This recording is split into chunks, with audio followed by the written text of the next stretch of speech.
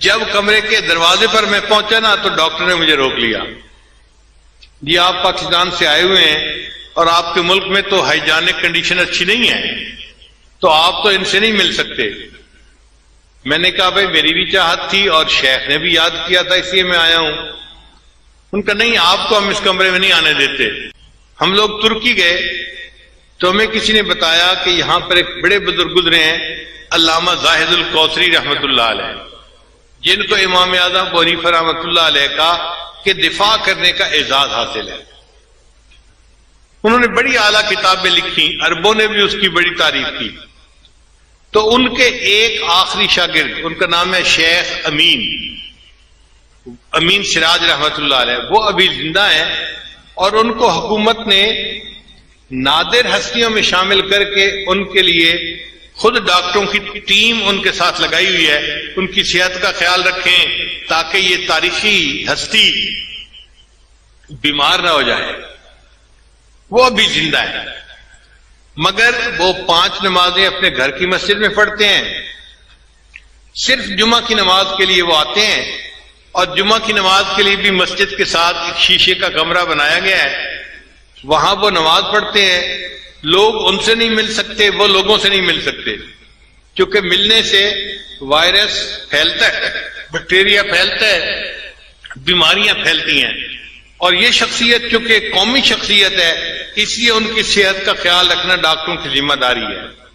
وہ ڈاکٹروں کے ساتھ آتے ہیں، نماز پڑھ کے چلے جاتے ہیں.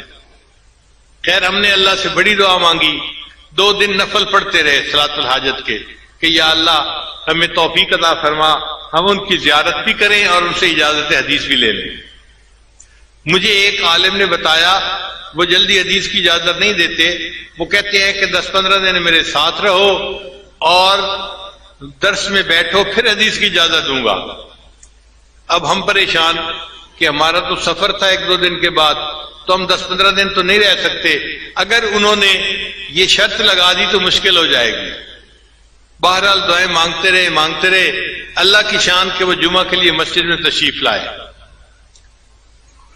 ان کا ایک خادم تھا، وہ کمرے سے باہر نکلا تو میں نے اس سے بات کی. میں نے کہا کہ بھائی میں اس طرح پاکستان سے آیا ہوں اور یہ میرا نام ہے، اور آپ حضرت کو میرے سلام بھی دیں اور عرض کریں کہ اگر حدیث کی اجازت دے دیں تو ان کا میرے اوپر بڑا احسان ہوگا. خادم نے جا کر ان کو نام بتایا تو وہ فرمانے لگے کہ یہ نام تو میں نے پہلے سنا ہوا ہے، یہ پاکستان کے شیخ آئے ہیں تو اب میرا بھی دل چاہتا ہے کہ میں ان سے ملاقات کروں، ان کو اندر لے آؤ. لو جی ہمیں کمرے کے اندر جانے کا موقع مل گیا. جب کمرے کے دروازے پر میں پہنچا نا تو ڈاکٹر نے مجھے روک لیا.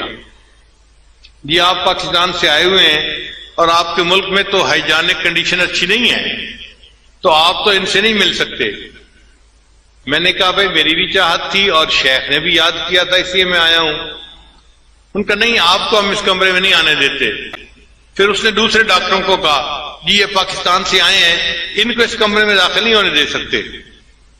تو اور ڈاکٹر بھی آگے قریب آ گئے. اب جانا مشکل اندر. تو شیخ امین سراج نے دیکھا تو انہوں نے عربی زبان میں ان سے بات کی کہ تم اس بندے کو کیوں روکے ہوئے ہو.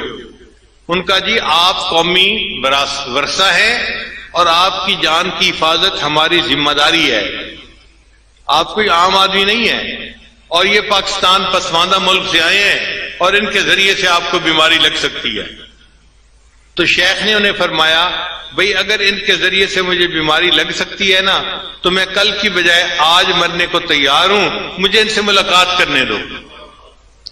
الحمدللہ کہ پھر شیخ سراج آگے تشریف لائے دروازے پر، وہیں پر انہوں نے معانقہ فرمایا اور حدیث کی اجازت دی، اور ان کی حدیث کی اجازت کی سند بھی بہت عالی ہے. یہ 3 سندیں تھیں جو الحمدللہ بہت عالی تھیں اور اللہ نے اپنی رحمت سے عطا فرما دی.